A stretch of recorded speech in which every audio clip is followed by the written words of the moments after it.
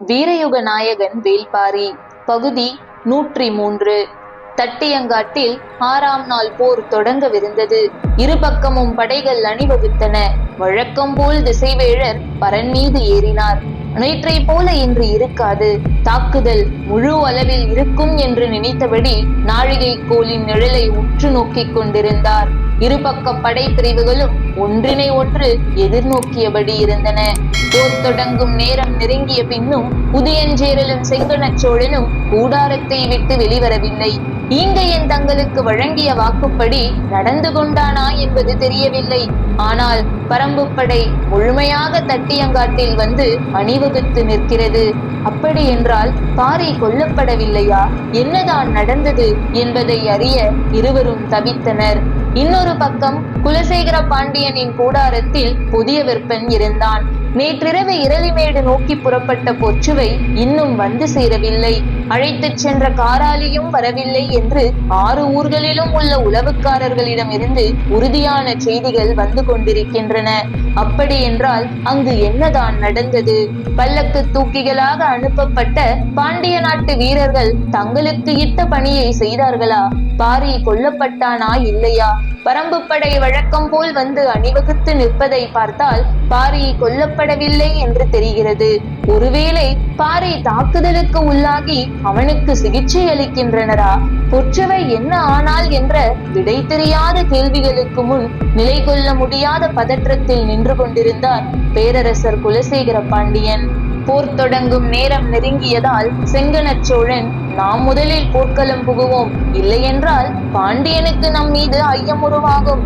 ஈங்கையனின் தாக்குதல் என்னதான் ஆனதென்று அங்கிருந்தபடியே தெரிந்து கொள்ள முயல்வோம் என்று உதயஞ்சேரலிடம் சொன்னான். அவனது கூற்றினை உதயஞ்சேரலும் ஏற்றான். இருவரும் கவசம் பூண்டு போர்க்களம் புறப்பட்டனர். பாண்டியனுக்கும் இதே நிலைதான். நாம் போர்க்களத்தில் இல்லை என்றால் சேரனுக்கும் சோழனுக்கும் நம் மீது ஐயம் வரும். எனவே வழக்கம் போல் நாம் போர்க்களம் செல்வோம். பாரியின் மீதான நம் வீரர்களின் தாக்குதல் பற்றி அங்கிருந்தபடியே அறிந்து கொள்ள முயல்வோம் என்று சொல்லி புதிய விற்பனுடன் போர்க்களம் புறப்பட்டார் குலசேகர பாண்டியன். பரம்பு வீரர்கள் வழக்கம் போல் முழு ஆற்றலோடு களத்தில் நின்றனர். ஆனால் பரம்பு தளபதிகள் எல்லோரும் பெரும் கலக்கத்தில் இருந்தனர். நேற்றிரவு நடந்த நிகழ்வு அவர்கள் அத்தனை பேரையும் உலுக்கி இருந்தது.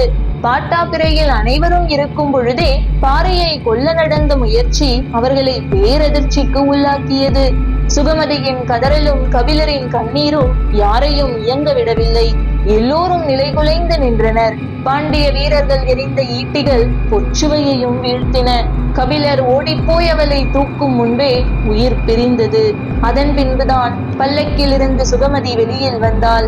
பொச்சுவையின் நிலை கண்டு கதறிக்கொண்டு ஓடினாள். குருதியில் மூழ்கி கிடந்த பொச்சுவையின் கால்களை தனது மடியில் எடுத்து வைத்துக் கொண்டு காடதிர கதறினாள்.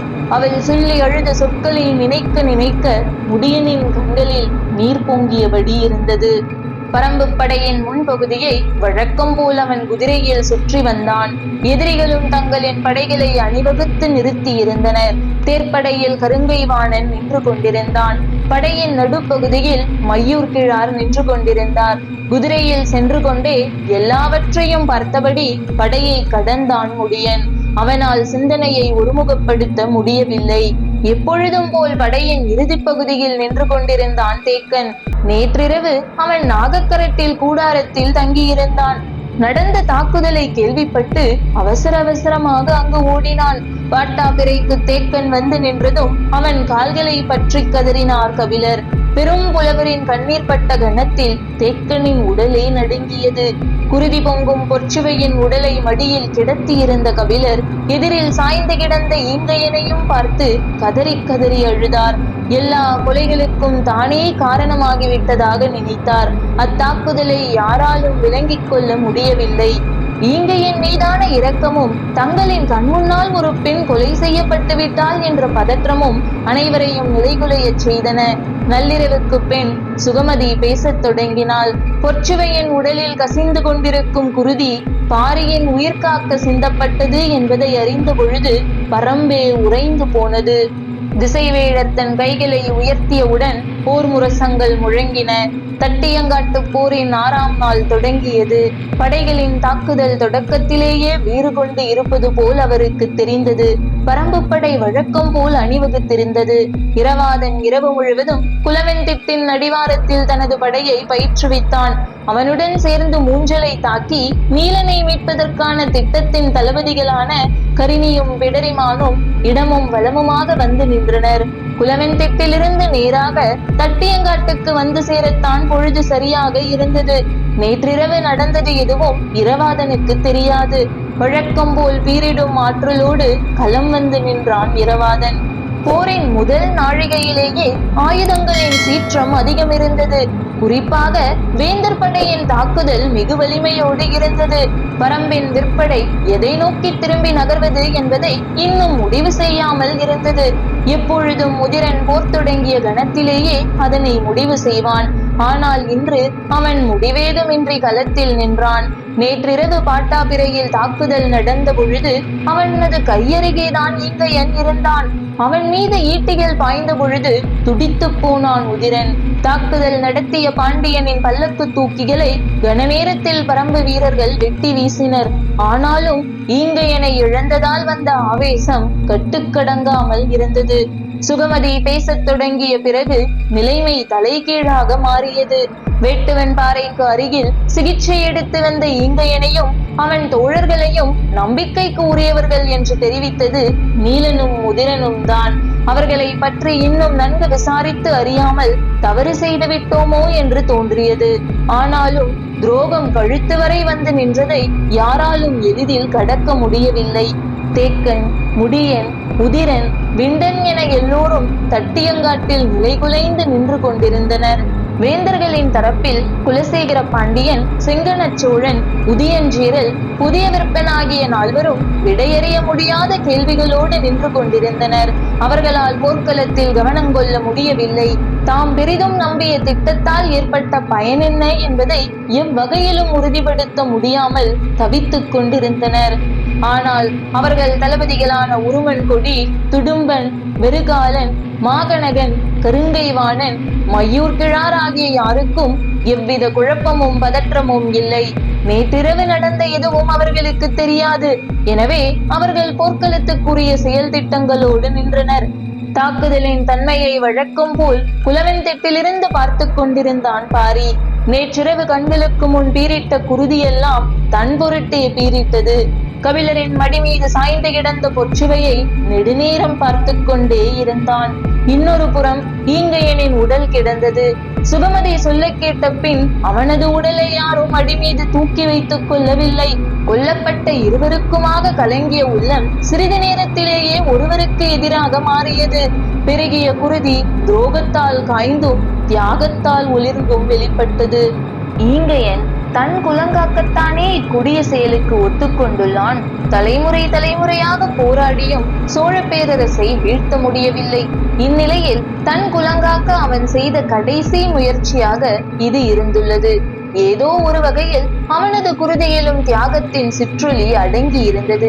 மீதமிருக்கும் கரும்பாக்குடி வீரர்கள் அனைவரும் இரவோடு இரவாக பரம்பு வீரர்களால் சூழப்பட்டனர். ஒரு சிலருக்கு மட்டுமே இத்திட்டம் தெரிந்திருந்தது. மற்றவர்களுக்கு தெரியவில்லை. இவர்களை என்ன செய்வது? கைது செய்து சிறையிடுவது என்ற பழக்கமே பரம்பில் இல்லை. தலைவன் செய்த தவற்றுக்காக மற்றவர்களை தண்டித்தல் தகுமா? இப்படியே அனுப்பினால் எதிரிகளோடு சேர்ந்து நமக்கு எதிராக போரிடவும் வாய்ப்புள்ளது என்று பரம்பு தளபதிகள் தங்களது அறத்திற்கும் ஈங்கையனின் துரோகத்திற்கும் இடையில் முடிவெடுக்க முடியாமல் அல்லாடினர். பாரி குலவெந்திட்டு நோக்கி புறப்படும் பொழுது ஈங்கையனின் இறுதிச் சடங்கினை செய்ய அவர்களை அனுமதியுங்கள் என்று தேக்கனிடம் சொல்லிவிட்டு போனான். அவனது சொல்லிலிருந்தே இச்செயலின்பால் அவன் கொண்டுள்ள கருத்தை தேக்கனால் புரிந்து கொள்ள முடிந்தது. போர் முடியும் வரை ஆயுதங்களை தொடக்கூடாது. மீறி ஆயுதங்களை கை கொண்டால் அதற்குரிய விளைவிற்கு ஆளாவீர்கள் என்று கூறி அவர்கள் இருக்க வேண்டிய இடத்தையும் தெரிவித்தான். அவர்கள் அனைவரையும் காரமலையின் பின்புறம் அழைத்துச் செல்ல பரம்பு வீரர்கள் ஆயத்தமாயினர். தேக்கன் தட்டியங்காட்டுக்கு வந்து சேர்ந்த சிறிது நேரத்திலேயே போர் தொடங்கியது. வழக்கம் போல் இருபக்க அணிகளும் போரிட்டுக் கொண்டிருந்தன. அவனுடைய எண்ணங்கள் முழுக்க நேற்றிரவு நடந்த நிகழ்வு பற்றியே இருந்தது. கபிலர் பொற்சுவை வருவதற்கு அனுமதி கொடுக்கவில்லை என்றால் என்ன நடந்திருக்கும்? குகை காவலின் பொழுது ஈங்கையனால் பாரியை ஒன்றும் செய்துவிட முடியாது. அது கொடிவரிசை கொண்ட குகை. பாரி எங்கு துயில்கிறான் என்பதையே கண்டறிய முடியாது. காவல் எல்லையை தாண்டி உள்ளே நுழைந்திருந்தால் வெளிவருவதற்கான வழியையே கண்டறிய முடியாது. ஒன்றினில் ஒன்றாக பின்னல் தொடர்புகளை கொண்ட அக்குகைக்குள் நுழைபவன் எளிதில் சிக்கிக் கொள்வான். ஈங்கையனின் நோக்கம் அனைவராலும் அறியப்பட்டிருக்கும். கோட்டைகளிலும் அரண்மனையிலும் நடக்கும் சதியை போல எந்த ஒரு தாக்குதலையும் பரம்பில் எளிதில் நடத்திவிட முடியாது. ஆனால் யாராக இருந்தாலும் ஏமாறும் ஓர் இடம் உண்டு. அதுதான் பரம்பு வீரர்கள் பல்லக்கின் தன்மையை அறியாமல் காட்டாபிரை வரைக்கும் அதை அனுமதித்தது.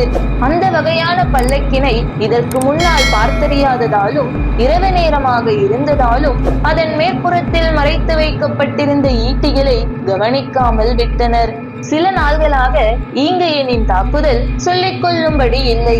அதற்கு காரணம் அவன் வகுக்கப்பட்ட படையினூடே தாக்கி முன்னேறும் பயிற்சியற்றவன் என நினைத்தோம். ஆனால் அவன் எதிரிகளால் இயக்கப்பட்டுள்ளான் என்பதை அறியாமல் போய்விட்டோம் என்று எண்ணங்களை ஓடவிட்டபடி ஈட்டியை ஊன்றி பிடித்து நின்று கொண்டிருந்தான் தேக்கன். பொழுது உச்சத்தை தொட்டு கொண்டிருந்தது. பரம்பின் வீரர்கள் வழக்கம் போல் தாக்குதலை நடத்தி கொண்டிருந்தனர். தனித்த உத்திகள் வகுக்கப்படாத நிலையில் நின்று தாக்கும் முறையை அவர்கள் கடைபிடித்துக் கொண்டிருந்தனர். வாட்படை தளபதியாக இருக்கும் தேக்கன் பின்வரிசையில் இருப்பதால் இளம் வீரன் அருவன் படையை வழிநடத்தினான். முடியனின் சிந்தனையில் வெறுமை மேவி இருந்தது. பரம்பின் உள்நிலத்துக்குள் தனது கை கெட்டும் தொலைவில் எதிரியின் ஈட்டிகள் பாய்ந்திருக்கின்றன என்றால் நாம் இன்னும் எச்சரிக்கையோடு இருந்திருக்க வேண்டும். தான் தவறவிட்ட இடம் என்ன என்று சிந்தித்தபடி இருந்தான். வேந்தர் படையின் தாக்குதலில் ஏதோ வேறுபாடு இருப்பதை அவ்வப்பொழுது பார்க்க முடிந்தது. ஆனால் பெரிதாக எதுவும் தோன்றவில்லை. பகற்பொழுதின் 20வது நாழிகை நெருங்கிக் கொண்டிருந்த பொழுது வேந்தர் படையின் தாக்குதலில் வேகம் கூடியது. அத்தாக்குதலை எதிர்கொள்ள பரம்பு வீரர்களுக்கு சற்றே நேரம் தேவைப்பட்டது. வெறும் தடுப்பரன் தாக்குதல் மட்டுமே போதாது, உத்தியை மாற்ற வேண்டும் என்பதை உதிரன் தான் முதலில் உணர்ந்தான். கூவல் குடியினர் மூலம் செய்தி முடியனுக்கு சொல்லப்பட்டது. அவன் அதை உணர்ந்து அடுத்து என்ன நடக்கும் என்ற சிந்தனையில் இருந்தான். ஆனால் எதிரியின் தாக்குதல் திட்டம் என்னவாக இருக்கும் என்பதை கணிக்க முடியவில்லை. வேந்தர் படையின் தாக்குதல் பல மடங்கு வீரியமடைந்தது. அப்பொழுதுதான் முடியன் ஒன்றை கவனித்தான். காலையிலிருந்து கருங்கைவாணன் தேர்ப்படையிலேயே நின்றிருந்தான். ஏன் வேறு பக்கம் போகாமல் இங்கேயே இருக்கிறான் என்று சிந்தித்த பொழுதுதான் மையூர் கிழாரின் நினைவு வந்தது. தலைமை தளபதியிடம் மற்ற தளபதிகளுக்கு செய்தியை சேர்க்க 3 போர் பணியாளர்கள் இருப்பர். தனித்த ஆடை அமைப்பு கொண்ட அவர்கள் மூவரும் இன்று மையூர் கிழாரின் அருகில் நின்றனர். முடியன் காலையில் பார்த்த காட்சியை இப்பொழுது மீண்டும் நினைவுபடுத்தி பார்த்தான். சற்றே அதிர்ச்சியாக இருந்தது. இன்றைய போரின் தலைமை தளபதியாக மையூர் கிழாரா களத்தில் நிற்கிறான்? எண்ணி பார்த்தபடியே அதனை உறுதி செய்தான். அப்படி என்றால் தாக்குதலின் உத்தி வழக்கமானதாக இருக்காது. நமது தாக்குதலை உடனடியாக வேகப்படுத்த வேண்டும் என முடிவு செய்தான். கூவல் குடியினர் மூலம் அனைத்து தளபதிகளுக்கும் செய்தி தெரிவிக்கப்பட்டது. நிலைமையை உணர்ந்தவுடன் உதிரன் தனது வில்படையை வேந்தர் படையின் நடுப்பகுதியை நோக்கி முன்னகர உத்தரவிட்டான். தொலையிலக்க அம்புகள் சீற்றம் கொள்ளத் தொடங்கின. தாக்குதலின் வேகம் இருபக்கமும் மிக வலிமையோடு இருந்தது. வேந்தர் படை பரம்பின் விற்படையை மட்டும் தற்காத்து எதிர்கொண்டது. மற்ற படைகளை தாக்கி முன்னேறியது. பரம்பு படைகள் வேந்தர் படையை முழுமையாக எதிர்கொண்டன.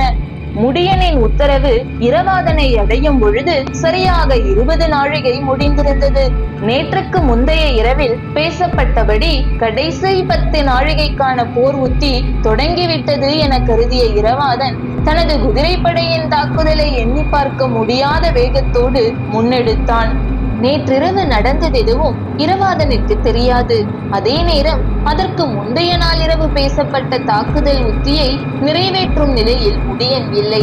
இப்பொழுது அவன் வேந்தர் படையின் தாக்குதலை எதிர்கொள்வதற்கான திட்டத்தையே வகுத்தான்.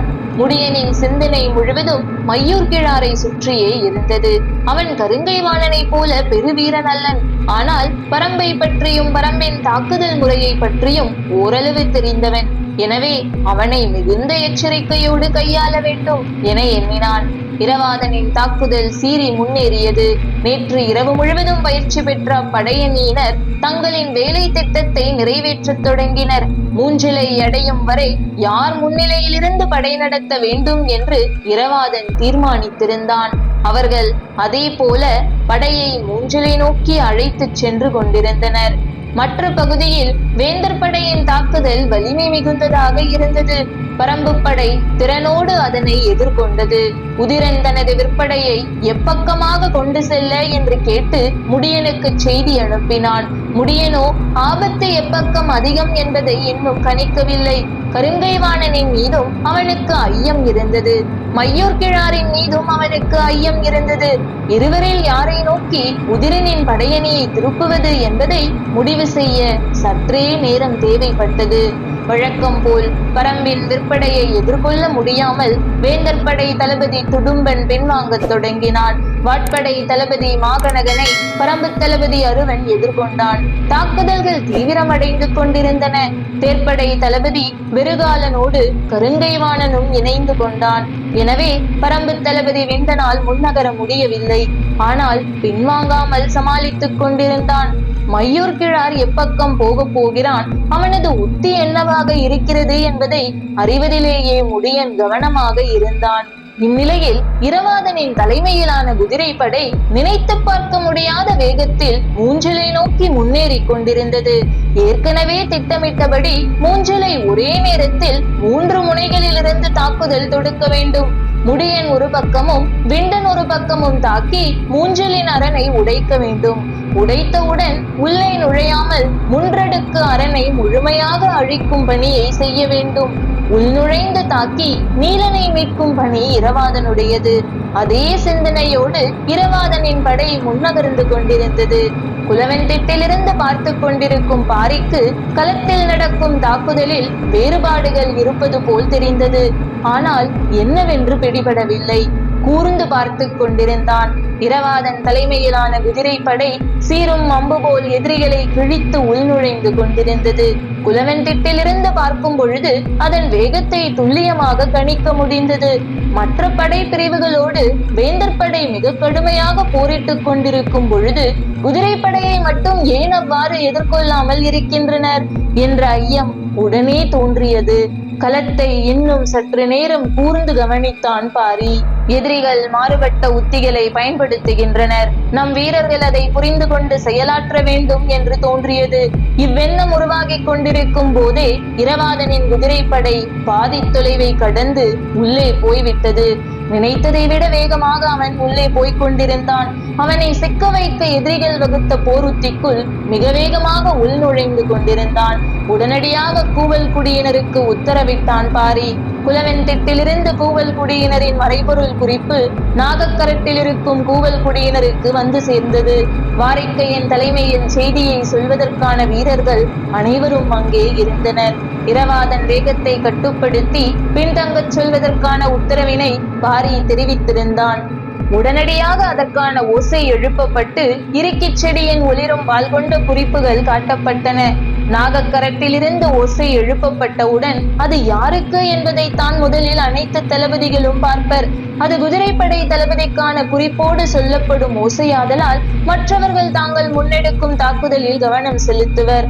இரவாதனோ மூஞ்சிலை அடையும் நோக்கோடு மின்னல் வேகத்தில் முன்னேறி கொண்டிருந்தான். அவனது காதில் எவ்வித ஓசையும் விழவில்லை. அவன் தனது கவனத்தை எதை நோக்கியும் திருப்ப ஆயத்தமாக இல்லை. மூஞ்சலின் அரண் உடைந்து சிதறும் கணத்தை காணும் நோக்கில் குதிரையை விரட்டி கொண்டிருந்தான். நாகக்கரத்தில் இருந்து மீண்டும் மீண்டும் ஓசை எழுப்பப்படுவதை சிறிது நேரம் கழித்தே முடியனால் உணர முடிந்தது. அது இரவாதனுக்கானது. அவன் எதிரிப்படைக்குள் அதிக தொலைவு உள்ளே போயுள்ளான் என்பது அதன் பிறகுதான் தெரிய வந்தது. அப்பொழுதுதான் நேற்றுக்கு முந்தைய நாள் உருவாக்கப்பட்ட திட்டம் நினைவுக்கு வந்தது. நேற்று இரவு நிகழ்ந்த நிகழ்வால் அத்திட்டத்தை நிறைவேற்றுதல் குறித்து வேறு யாருடனும் முடியன் பகிர்ந்து கொள்ளவில்லை. ஆனால் இரவு முழுவதும் பயிற்சியில் இருந்த இரவாதன் காலையில் நேரடியாக களத்துக்கு வந்தான். ஏற்கனவே வகுக்கப்பட்ட திட்டப்படி 20ஆம் நாழிகை முடிந்தவுடன் அவன் முன்னேறி போகிறான் என்பது முடியனுக்கு புரிந்தது. ஆனால் இதற்குள் மையூர் கிழார் வகுத்த உத்தியும் இருக்கிறது என்பதை அவன் முதலில் கணிக்கவில்லை. மற்ற படைகளை வலிமையோடு தாக்கி முன்னேற விடாமல் நிறுத்திவிட்டு குதிரைப்படையை மட்டும் முழுமையாக உள்வாங்கி அழிக்கும் திட்டத்தை மையூர் கிழார் தீட்டியிருந்தான். நாகக்கரட்டில் இருந்து மீண்டும் மீண்டும் குறிப்புலி எழுப்பப்பட்டது. இப்பொழுது அபாய குறிப்புலியாக ஒலிக்கத் தொடங்கியது. இரவாதன் மூஞ்சிலை நெருங்கிவிட்டான். ஏற்கனவே திட்டமிட்டபடி மற்ற இரு தளபதிகளும் இரு திசைகளில் இருந்தும் மூஞ்சிலை நோக்கி முன்னேறுவார்கள் என்ற எண்ணத்துடனே மூஞ்சலின் நரனை நோக்கி அம்புகளை செலுத்தத் தொடங்கினான். முடியனுக்கு என்ன செய்வதென்று புரியவில்லை. எதிரிகளின் தாக்குதல் மிக கடுமையாக இருந்தது. எப்படையையும் முன்னுக்கு நகர்த்த முடியவில்லை. வேந்தர் படையினர் முழுமையான ஆற்றலோடு தாக்கிக் கொண்டிருந்தனர். கருங்கைவாணனும் வெறுகாலனும் தேர்ப்படையின் மீது கடுந்தாக்குதலை நடத்தி பெருஞ்சேதத்தை உருவாக்கி கொண்டிருந்தனர். நிலைமையை உணர்ந்து உடனடியாக முடியன் அவ்விடம் போனான். ஆனால் அவனது கவனம் முழுவதும் கூவல் குடியினரின் குறிப்புலியின் மீதே இருந்தது. செய்தியை நேரடியாக சொல்ல உதிரனையோ அருவனையோ அனுப்பலாமா என்று சிந்தித்தான். ஆனால் எல்லா முனையிலும் தாக்குதலின் வேகம் உச்சங்கொண்டிருந்தது. சூலூர் வீரர்கள் 60 வகையான ஆயுதங்களை கையாள தெரிந்தவர்கள். பேரரசர்களை காப்பதற்கான தேர்ந்த பயிற்சி கொண்ட அகப்படையினை தாக்கி அழிக்க கரிணியின் தலைமையிலான பிரிவு முழு திட்டமிடலோடு பாய்ந்து முன்னேறியது. பொய்க்கூடாரங்களில் இருந்து வெளிவரும் எண்ணிலடங்காத வீரர்களை கொன்று குவிப்பதற்கான திட்டத்தோடு பாய்ந்து முன்னேறினர் பிடரிமான் தலைமையிலான வீரர்கள். கரிணியும் பிடரிமானும் வகுக்கப்பட்ட திட்டத்தின் அடிப்படையில் தாக்குதலை தொடுக்கின்றனரா என்று பார்ப்பது இரவாதனின் வேலையல்ல. அவனது ஒரே இலக்கு நீலன் இருக்கும் கூடாரத்தை நோக்கி கொன்றழித்து முன்னேறுவது மட்டும்தான். 3 தன்மைகளில் தெளிவாக வகுக்கப்பட்ட திட்டத்தோடும் பரம்பினரி போரில் இதுவரை பயன்படுத்தாத பல்வேறு விதமான ஆயுதங்களோடும் இரவாதனின் குதிரைப்படை மூஞ்சிலை நோக்கி வந்தது. பகழி அம்புகளால் மூஞ்சிலின் வெளிப்புற அரண் தகர்த்தெறியப்பட்டது. சங்கிலி தொடர் போல் அடுத்தடுத்து வந்து இடைவெளியை நிரப்பும் அவர்களின் 3 அடுக்கு ஏற்பாடுகளை எல்லாம் இடியென தாக்கி நிலைகுலையச் செய்தனர். யாராலும் உடைக்கவோ உள்நுழையவோ முடியாது என்று சொல்லப்பட்ட மூஞ்சிலின் வெளிப்புற அரணை குதிரையின் வேகத்தை குறைக்காமலேயே உடைத்து உள்நுழைந்தனர் சூலூர் வீரர்கள். ஒற்றை நுனியில் உடைத்து உள்நுழைந்தவர்கள் விசிறியை போல கன நேரத்தில் அரைவட்டமாக விரிந்தனர். வெளியில் இருக்கும் மொத்த குதிரை படையும் உள்ளே வந்து வட்டத்துக்குள் சேர்ந்த பின் அது வட்ட வடிவ படையமைப்பாக தன்னை மாற்றிக்கொண்டது. வட்டம் எல்லா திசைகளிலும் ஒரே நேரத்தில் விரியத் தொடங்கியது. கணக்கில்லாத அம்புகளும் ஈட்டிகளும் வெடித்து வெளிவர வட்டம் தன்னை பெரிதுபடுத்தியபடியே இருந்தது. நாகக்கரட்டில் இருந்து மீண்டும் மீண்டும் கூவலொலி எழுப்பப்பட்டு இறுக்கிச் செடியின் ஒளிரும் குறிப்புகள் காட்டப்பட்டு கொண்டே இருந்தன. களத்தில் நின்ற பரம்பு தளபதிகள் அனைவரும் குறிப்புலியை கவனித்தனர். இடைவிடாத குறிப்புலி அனைவருக்கும் பதற்றத்தை உருவாக்கத் தொடங்கியது. நாகக்கரட்டின் மேலிருந்து வாரிக்கையன் காட்சியை தெளிவாக பார்த்தான். மூஞ்சலை உடைத்து இரவாதன் உள்நுழைந்து கொண்டிருந்தான். அன்று முடியன் கவலையோடு சொன்னது நினைவுக்கு வந்தது. இரவாதன் தாக்குதல் போரில் நிகரற்றவனாக இருக்கிறான். ஆனால் களத்தின் முழுமையை கவனித்து முன்னேறுவதில் குறைபாடு உடையவனாக இருக்கிறான். அது ஆபத்தை உருவாக்கிவிடும். இரவாதன் தாக்குதல் போரில் நிகரற்றவனாக இருக்கிறான். ஆனால் களத்தின் முழுமையை கவனித்து முன்னேறுவதில் குறைபாடு உடையவனாக இருக்கிறான். அது ஆபத்தை உருவாக்கிவிடும். காட்சியை பார்த்து கொண்டிருப்பதை தவிர வேறெதையும் வாரிக்கையனால் செய்ய முடியவில்லை. புலவன் திட்டிலிருந்தும் இதே ஒலி குறிப்பு மீண்டும் மீண்டும் வருகிறது. என்ன செய்வதென்று புரிபடாமல் நின்றான் வாரிக்கையன். உதிரன், விண்டன், அருவன், முடியன் என யாரும் தங்களின் இடம் விட்டு நகர முடியாத நிலைக்கு உள்ளானார்கள். வேந்தர் படை முழு வலிமையோடு இறங்கி வந்து மறித்து போரிட்டு கொண்டிருக்கிறது. மூஞ்சல் இருப்பதோ தட்டியங்காட்டின் வடமூலையில். மொத்த படையையும் பிளந்து கொண்டு அந்த கடைசி பகுதிக்கு போய் இரவாதனுக்கு உதவுவது எப்படி என யாருக்கும் புரியவில்லை. கருங்கைவாணன் வேந்தர் படையின் தேர்ப்படை தளபதி வெறுகாலனோடு இணைந்து வலிமை மிகுந்த தாக்குதலை தொடுத்துக் கொண்டிருக்கிறான். பரம்பு தளபதி விண்டனால் மட்டும் அதை எதிர்கொள்ள முடியாது என்பதால் அவனுடன் முடியன் இணைந்து நிற்கிறான். அப்படி இருந்தும் தாக்குதலின் வேகம் இணையற்றதாக இருக்கிறது. போர்ச்சூழலில் என்ன முடிவெடுப்பதென்றே தெரியாத ஒரு கணத்தை முதன்முறையாக முடியன் சந்தித்தான். உணர்ச்சியின் படபடப்பு அவனை ஆக்கிரமிக்க தொடங்கியது. சட்டென ஒரு முடிவுக்கு வந்தான். இரவாதன் தன் மகன் என்ற உணர்வில் எந்த ஒரு முடிவையும் எடுத்துவிடக் கூடாது.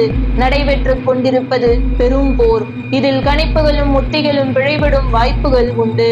அப்பிழையை உணரும் பொழுது சரி செய்யும் முயற்சிக்காக பேரிழப்புகளை கண்டுவிடக் கூடாது.